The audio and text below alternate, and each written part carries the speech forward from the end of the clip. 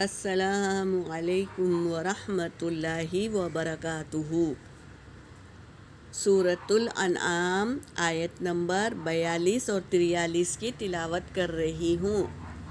اعوذ باللہ من الشیطان الرجیم، بسم اللہ الرحمن الرحیم۔ وَلَقَدْ أَرْسَلْنَا إِلَىٰ أُمَمٍ مِّن قَبْلِكَ فَأَخَذْنَاهُم بِالْبَأْسَاءِ۔ یہاں پر میری بہنوں با حمزہ زبر با، حمزہ ساکنہ دو ہے، ایک حمزہ پر سکون ہو تو حمزہ ساکنہ اور ایک الف پر سکون ہو تو حمزہ ساکنہ، تو اسے جھٹکے کے ساتھ پڑھیں گے۔ بالبأساء والضراء لعلهم يتضرعون فلولا إذ جاءهم بأسنا تضرعوا ولكن قست قلوبهم وزين لهم الشيطان ما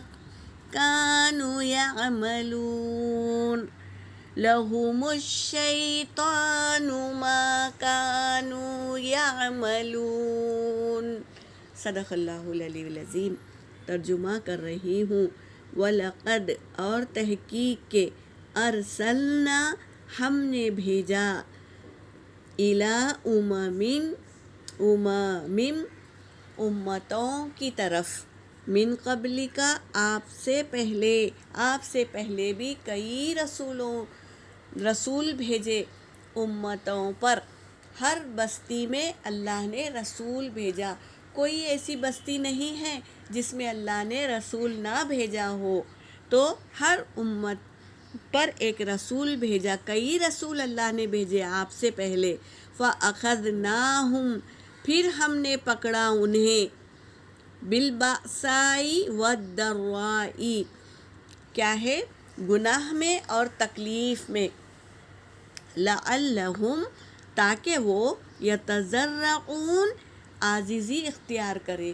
ہم سے جب گناہ صادر ہو جائے تو فوراً اللہ کے حضور میں جھک جائے اور اللہ سے معافی طلب کرے، کیونکہ جو تکلیف آتی ہے وہ ہمارے ہی گناہوں کی وجہ سے آتی ہے۔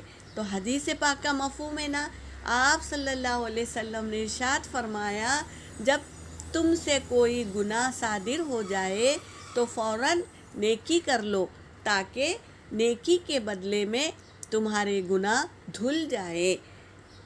تو یہ ہم کو حکم ملا ہے کہ جب بھی کوئی گناہ ہو جائے فوراً ایک نیکی کر لو۔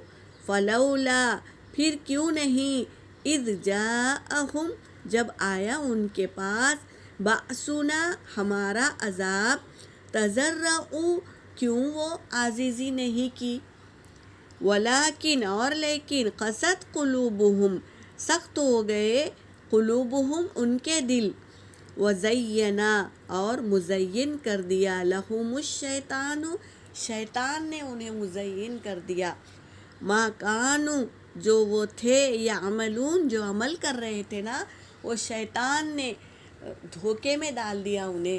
شیطان کیا کرتا ہے؟ گناہوں کو سجا کر دکھاتا ہے اور ہم اس کے بہکاوے میں آ جاتے ہیں اور گناہ کر بیٹھتے ہیں اور گنہگار ہو جاتے ہیں۔ تو ہمیں چاہیے جب بھی کوئی گناہ ہو تو اللہ کے حضور میں جھک جائے، معافی طلب کرے اور عاجزی اختیار کرے، اللہ بخشنے والا ہے۔ یہاں پر میری آیت ہو گئی۔ وآخر دعوانا ان الحمد للہ رب العالمین۔